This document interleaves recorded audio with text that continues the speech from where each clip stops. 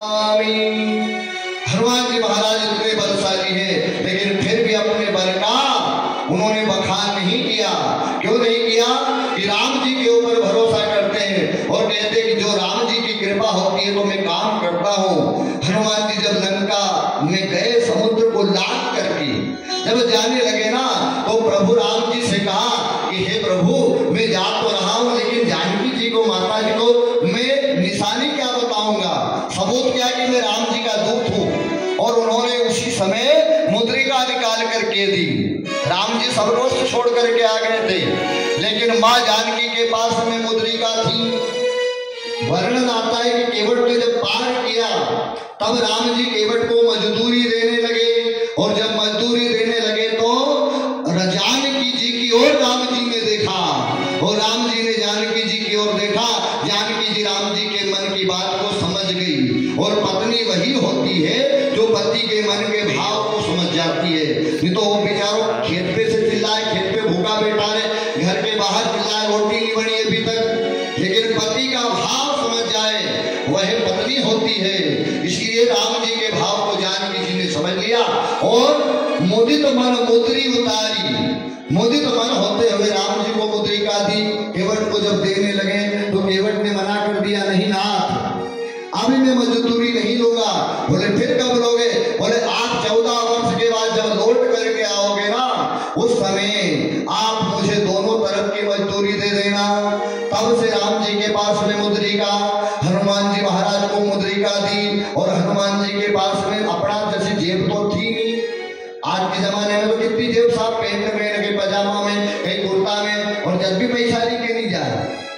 क्यों? क्योंकि मोबाइल में पैसा आज के जमाने में सब ट्रांजेक्शन ऑनलाइन हो गया, जेब में ले जाने की जरूरत क्या। और जिस दिन नेटवर्क खत्म हो जाता उस दिन सब खत्म हो जाएगा। इसलिए हनुमान जी ने मुद्रिका कहाँ रखी? मुद्रिका मेल मुख माही और जलद जांग गए अचरज नाही। जब गए ना लंका में तो वहां पर अनेक प्रकार के अचरज देखे। वहां पर विभीषण की कुटिया के पास में गए, और विभीषण की कुटिया के पास में देखा नव तुलसी का वृंद है, देखी हर्ष कपिराय। हनुमान जी महाराज ने तुलसी का बिरवा देखा, और तुलसी का बिरवा क्या निशानी है? हर साधु सेवा धर्म हमारो, काम न दुनियादारी से। ठाकुर हमरे रमन बिहारी, हम है रमन बिहारी। जो सनातनी होता है, जो राम को कृष्ण को मानने वाले होते हैं ना, उनके घर के द्वार पर क्या होता है? तुलसी का बिरवा लगा होता है। वहां पर शुभ नाम लिखा होता है, वहां स्वागतम लिखा होता है, वहां राम जी जानकी जी का नाम लिखा होता है। लेकिन जो भगवान के भक्त नहीं होते ना, उनके घर पे क्या लिखा होता है? कुत्तों से सावधान। अब कुत्ता पड़ा है तो कुत्ते के लिए सावधान तो लिखना ही पड़ेगा ना। कुत्तों से सावधान लिखा हुआ है, लेकिन विभीषण जी की कुटिया पर लिखा हुआ है राम। अच्छा देखना, जब राम लिखा ना तो लोग डरने बढ़ने वाले थे ना। एक ने रावण के पास में जाकर के शिकायत कर दी।